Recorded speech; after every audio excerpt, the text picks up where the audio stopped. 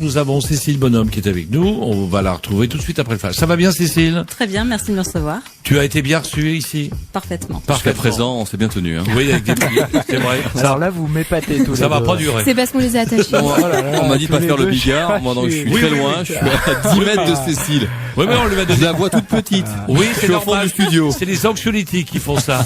Jungle World, la nouvelle émission de Radio Monaco. Et ce soir, avec nous, Cécile Bonhomme, qui est harpiste. Bonjour, bonsoir Cécile. Bonsoir. C'est vous, on peut se tutoyer, hein. Oui, tout à fait. On peut aller aussi carrément. C'est toi qu'on entend derrière, là. Je le crois bien. Vous avez dû pirater mon site. Je n'étais pas au courant. Nous sommes les pirates des ondes, C'est Cécile. exactement ça. On a tout pris gratuitement en plus. Cécile, il y a combien de temps que tu joues de la harpe? Oh, j'ai commencé toute petite, à 7 ans. Ouais. C'est beau, hein?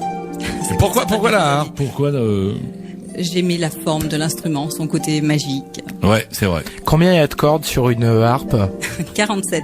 Oh, la Waouh. question technique. Déjà, non mais la guitare avec Bon, déjà, moi, une 6 guitare cordes, à une c'est corde, dur. j'y arrive pas, ouais. Alors 47 cordes, bravo.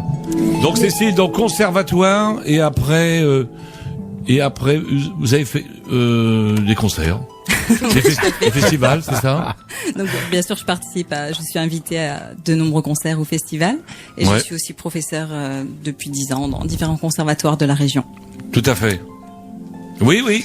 Et au-delà donc de la harpe et de la musique, vous êtes aussi quelqu'un qui développait une association, c'est ça? Voilà, et là c'est pour ça que je suis venue surtout ce soir, c'est pour vous parler de cette association. Qui s'appelle Arpe Diem. Tout à fait, Arpe Diem, donc bien sûr un mélange entre le Carpe Diem épicurien et ma passion. pour la Bravo. harpe.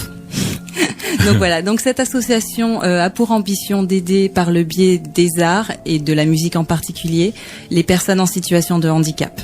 Parce que j'ai remarqué que dans certaines pathologies, surtout au niveau du handicap mental, comme l'autisme, la trisomie 21 ou le syndrome de Williams, les personnes handicapées étaient particulièrement sensibles à la musique, Réceptives, ouais. particulièrement C'est vrai, ouais. réceptives. Voilà. Ça leur permet de... Ça crée une émotion, ça, ouais. Voilà. Bah, Bien sûr, ouais. ça crée une émotion et au-delà de éveil, l'émotion, ça ouais. permet surtout une communication.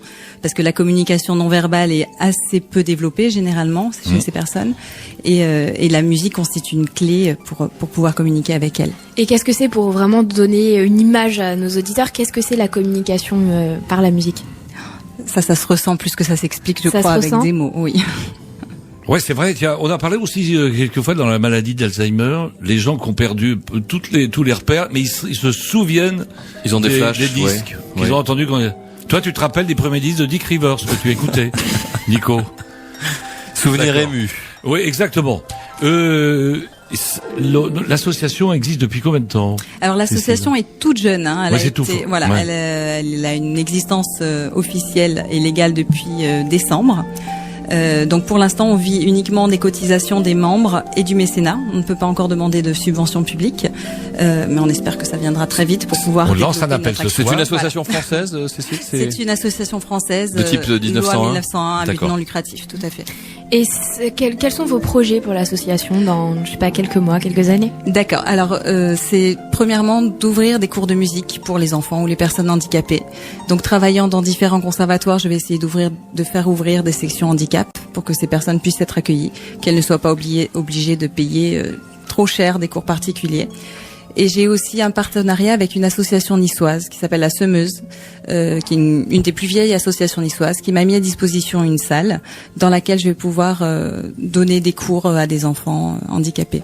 Et les gens semblent réceptifs. Est-ce que vous avez des demandes de la part des familles de ces personnes? Alors oui, les gens sont incroyablement réceptifs. C'est-à-dire que depuis que j'ai lancé l'association, il y a eu tout un mouvement de la part d'artistes, des gens qui m'ont contacté spontanément sans que je fasse moi-même la démarche.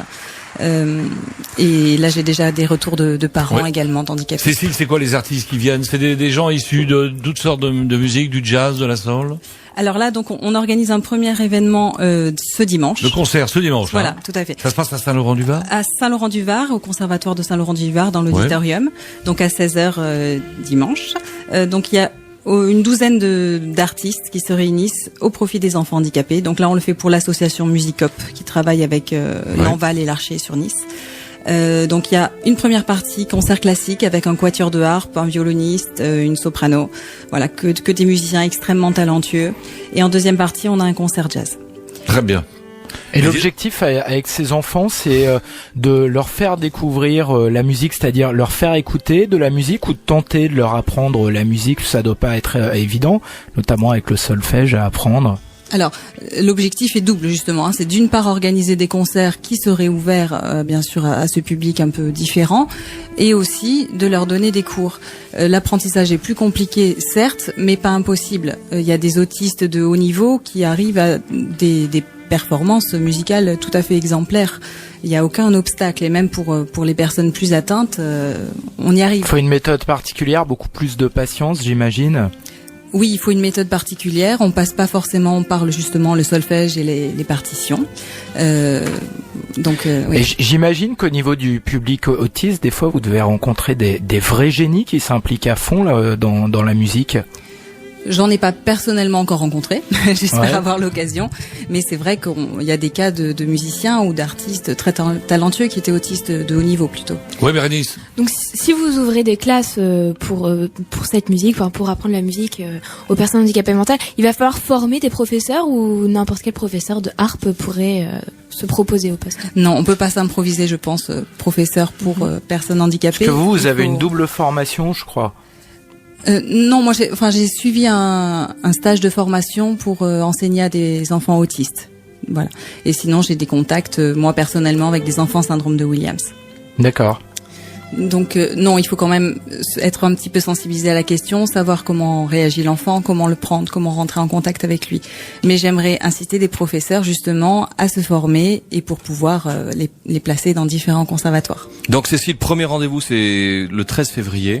Voilà. Est-ce qu'on peut encore trouver des places? Est-ce qu'on peut venir? Est-ce que c'est encore possible ou est-ce que tout est complet? Le problème c'est que on est pratiquement complet, donc il reste très peu de place. Oui. La mairie de Saint-Laurent-du-Var m'a contacté d'ailleurs tout à l'heure, avec la vice-présidente Aude Michaud, pour créer un deuxième événement qui sera lui le 13 mars. Donc un mois plus tard, Voilà, très bien. D'accord. On va doubler au même l'événement. endroit. Au même endroit, voilà. Parce Dans les que là, mêmes on va pas conditions. pouvoir accueillir tout le monde. Sinon pour acheter d'ores et déjà des places, comment fait-on? C'est réservation téléphonique. Oui. Je vais vous laisser le numéro. Oui. Donc c'est au 06 Oui. 23 55 Oui. 06 91. Est-ce que c'est le portable de Cécile? Non, c'est le portable de Quel l'association. dommage. Oh là là. Je te le donnerai, moi. On m'a donné le portable de Est-ce Cécile. que... Et Cécile, vous êtes passionnée aussi des musiques actuelles, hein? Passionnée. Je m'intéresse à la musique sous toutes ses formes, donc j'aime pas trop. À la maison, qu'est-ce que vous l'explication. écoutez? Un peu de soul, un peu d'R&B, du rock de temps en temps? J'écoute surtout du classique. J'ai une formation. Un quand petit même AC/DC très de temps en temps, non? À vrai dire, non. Pas. Bon, alors attention, de prévu un CD en duo avec un violoniste, c'est ça? Non, Violoncelliste. un violoncelliste, voilà, en duo avec le violoncelliste Manfred Stills. Il est enregistré déjà? Il est enregistré, D'accord. il est au pressage, donc il va sortir d'ici une quinzaine de jours. Il va sortir. Eh ben, c'était un bonheur de recevoir Cécile Bonhomme. Bravo, on peut quand Cécile. même l'applaudir parce que Bravo. chapeau. Bravo. Merci Cécile. Merci beaucoup. Passez une bonne après-midi. Merci.